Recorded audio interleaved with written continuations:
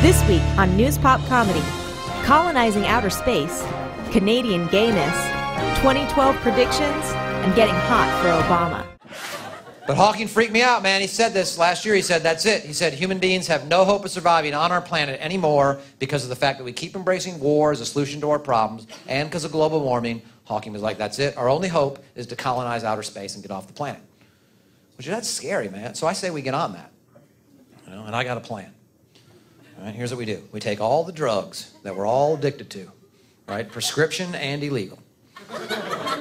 And we figure out a way to jettison them to like Mars and Saturn somehow. And then we just make a world announcement. We go, okay, everybody, drugs are legal, plentiful, and free up there.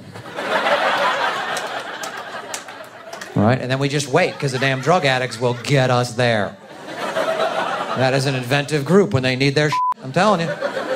We'll have a rocket ship made out of an apple and a piece of celery by Tuesday. That's another kind of ignorance that we're still talking about gay rights in this country. Do you know they don't have gay rights in Canada? You know why? Because in Canada, they're just considered to be part of human rights. Because in Canada, they think there's a good possibility that gay people might also be human. And they're not being politically correct about it. They actually feel that way. There's a big story in Canada a few years back. They had a kid at a Catholic high school who wanted to take his boyfriend to the prom. And the school said, are you crazy? It's a Catholic school. You can't go taking your boyfriend to the prom. The kid sued the school, went to the Supreme Court of Canada. The Supreme Court says, well, you are a Catholic school, but he's a Canadian citizen. He can take whoever he wants to the prom. And the interesting part of the story is the way it was reported across Canada. Front page of every newspaper in the country, that as the happy ending. A picture of the kid and his boyfriend in their tuxes headed off to the prom. Oh, look at, isn't that sweet, Romeo and Julio? So I'm broke. Anybody else? Yeah, it's fun, isn't it? Going to Coinstar to buy ramen, that's classy. I've been broke. I found out the market crash. That was nothing new to me. I'm like, the market crash? Sweet, now we're all even.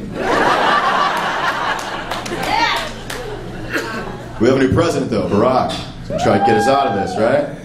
I like Barack, man. He seems to be really intelligent, you know? Seems to have a really good idea for everything he wants to do, right? The market, the war. Some people are still skeptical. They're like, don't get too ahead of yourself. There still are a lot of hurdles. I'm like, hurdles? He's part Kenyan. Those won't be a problem either.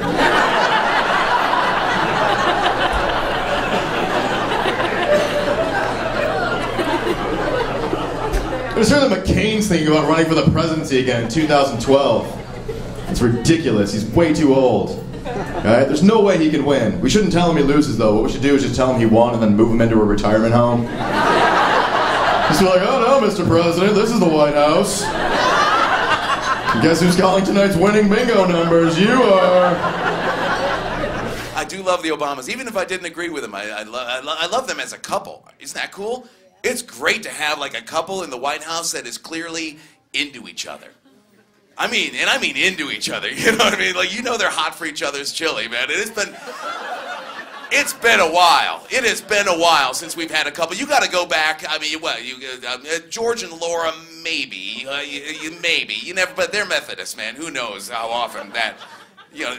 But, you know, and Bill and Hillary had their whole thing, right, you know. And, I think you got to go back to Jimmy and Rosalind Carter to imagine any couple, like, on a regular basis in the White House.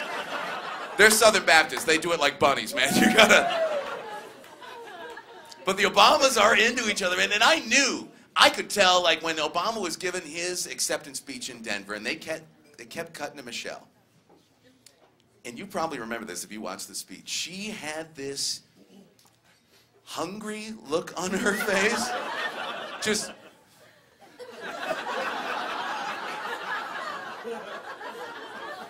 You're getting some tonight, I'm telling you that.